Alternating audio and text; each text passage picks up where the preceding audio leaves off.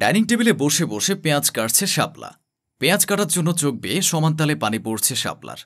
ঠিক সেই সময় সেখানে এসে উপস্থিত হয় শাপলার স্বামী অয়ন। বউয়ের চোখ থেকে এভাবে পানি পড়ছে দেখার সঙ্গে সঙ্গে পকেট থেকে রুমাল বের করে শাপলার চোখ মুছিয়ে দিয়ে বলল, শাপলা, এতগুলো পেঁয়াজ কাটছো তুমি? সেজন্যই তো চোখ বেয়ে পানি পড়ছে। অয়নের কথা শুনে শাপলা হাসি মুখে বলল, আরে পেঁয়াজ দিয়ে পেঁয়াজও বানাবো তো, তাহলে পেঁয়াজ কাটতে হবে না বলো? পেঁয়াজ কাটবে ঠিক আছে, কিন্তু তোমার যে চোখ বেয়ে পানি পড়ছে তার বেলা নিশ্চয় চোখে জ্বালা করছে, তাই না? পেঁয়াজের যে একটু ঝাঁজ হয় জানোই তো, চোখ জ্বালা করবে, তাও স্বাভাবিক ব্যাপার। ঋতু কই? ঋতুকে বলতে পারোনি তোমাকে পেঁয়াজ কেটে দিতে? এই যে আমি পেঁয়াজ কাটছি বলে চোখ বেয়ে পানি পড়ছে, ঋতু পেঁয়াজ কাটলে ওর বুঝি চোখ বেয়ে পানি পড়বে না? শাপলার কথায় ভাবনায় পড়ে যায় অয়ন। কিছুক্ষণ চুপ থেকে বলে, তাও ঠিক বলেছ শাপলা, পেঁয়াজ তুমিও কাটলে চোখ বেয়ে পানি পড়বে, চোখ জ্বালা করবে। ঋতু কাটলেও তাই হবে। দেখতেই তো পাচ্ছিস ভাইয়া, নেল পালিশ দিচ্ছি, তারপরও প্রশ্ন করছিস কোন দুঃখে? বলি চোখ দুটো কি ঘোলা হয়ে গেল নাকি তোর শুনি? বোনের কথা শুনে অয়ন কিছুটা মুচকি হেসে প্রত্যুত্তর দিল, নেল পালিশ পড়ছিস দেখছি। তা কাল রাতে দেখলাম নেল পালিশ পুড়ে গেছে, মাটি থেকে তুই আবার তা তুললিও? এখন কি সে মাটি থেকে কুড়িয়ে নেওয়া নেল পালিশ পড়ছিস নখে? হ্যাঁ, রংটা খুব সুন্দর, সেজন্য পড়ছি, না হলে মাটি থেকে কুড়িয়ে কে নেল পালিশ পরে? ঋতুর কথা শেষ হতে না হতেই অয়ন একটা প্যাকেট ঋতুর হাতে দিয়ে বলল, এতে পুরো নেল পালিশের বাক্স কিনে এনেছে তোর জন্য। তোর একটা নেল পালিশ ভেঙেছে, আমি তোর জন্য পুরো এক বাক্স নেল পালিশ নিয়ে এসেছি।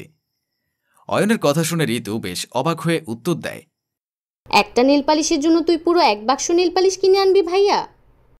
ঋতুর কথা শুনে অয়ন কিছুটা হেসে বলে, অবশ্যই করব, একটা ভাঙলে 10টা আসবে। কিন্তু ভাইয়া, একটা নেল পালিশ হলেই হতো আমার, পুরো এক বাক্স নেল পালিশ দিতে দিতেও বাকিগুলো শুকিয়ে যাবে। সে যাইছে হোক গিয়ে, লাগলে আবার এনে দেব, বুঝলি? অয়ন রুম থেকে চলে যায়। ঋতু কি করবে ভেবে না পেয়ে আবার নখে নেল পালিশ লাগাতে থাকে।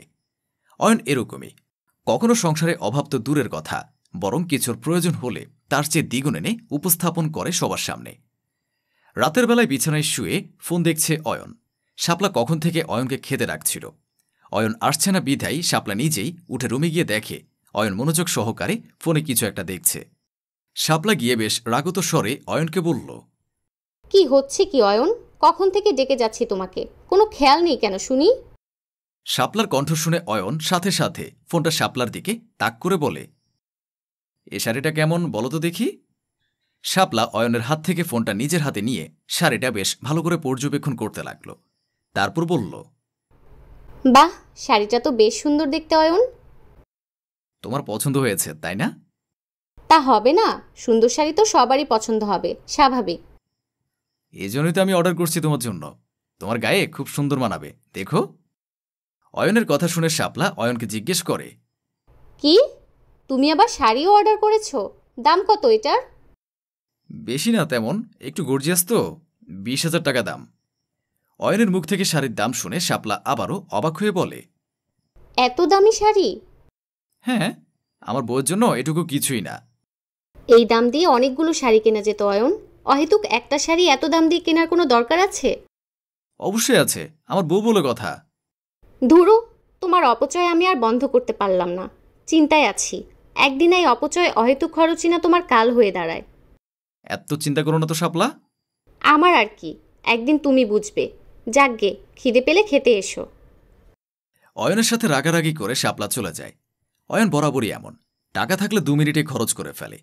বিয়ের পর 6 মাসে শাপলা কম চেষ্টা করেনি অয়নের বেহিসেবি চলাফেরা বন্ধ করতে, কিন্তু শাপলা অপারক। অয়নের সাথে যেন কিছুতেই পেরে ওঠে না।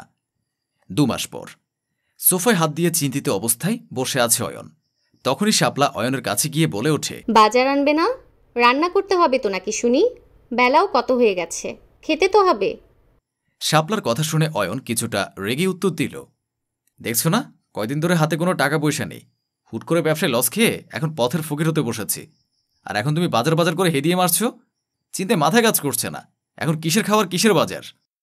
অয়নের রাগ মিশ্রিত কথা শুনে শাপলার কিছু বলল না, কারণ অয়নের বর্তমান অবস্থা এখন নুন আনতে পান্তা ফুরায় যেন। অথচ আগে অয়ন পানির মতো করে টাকা খরচ করত, যেন টাকা তার 2 হাতের ময়লা। এই 2 মাসে অয়ন ব্যবসায় হুট করে লস খেয়ে বসে। অনেক চেষ্টা করেও ব্যবসায় লাভ তো দূর, বরং চেষ্টা করাতেও যেন আরও লস খাচ্ছিল। এমন হতে হতে সংসারে টানাটানি থেকে এখন না খেয়ে থাকার উপক্রম শুরু হয়েছে। একবেলা বাজার করলে আরেকবেলা বাজার করার টাকা থাকে না।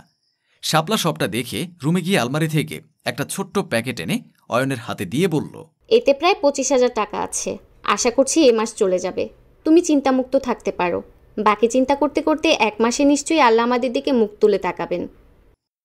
শাপলার হাত থেকে টাকার প্যাকেট নিয়ে অবাক দৃষ্টিতে তাকিয়ে থাকে অয়ন। শাপলা হুট করে এত টাকা কোথা থেকে পাবে? সে প্রশ্ন মনে উকে দিতেই চটজলদি প্রশ্ন করে বসল শাপলাকে, কি ব্যাপার শাপলা, তুমি এতগুলো টাকা কোথা থেকে আনলে? মনে করে দেখো অয়ন, তোমাকে আমি বলতাম এত বেহিসাবি খরচ করিও না। তুমি একটার বদলে 10টা জিনিস এনে এনে টাকা নষ্ট করেছো। অথচ সেই টাকাগুলো যদি নষ্ট না করে জমিয়ে রাখতে, তাহলে আজকে আমাদের এত কষ্ট করতে হতো না। টাকাগুলো জমা থাকলে এখন আরামে চলতে পারতে। শাপলার কথা শেষ হতেই অয়ন অপরাধী কণ্ঠে বলল, আমি বুঝতে পারিনি তখন শাপলা, ব্যবসা যে এত লস খাবো। ভবিষ্যতে কি হবে সেটা কেউই বলতে পারে না অয়ন। তবে তোমার এরকম খরচ দেখে আমার ভয় হতো, সেজন্যই কিছু টাকা জমিয়ে রেখেছিলাম। আর দেখো, তা কাজেও লেগেছে।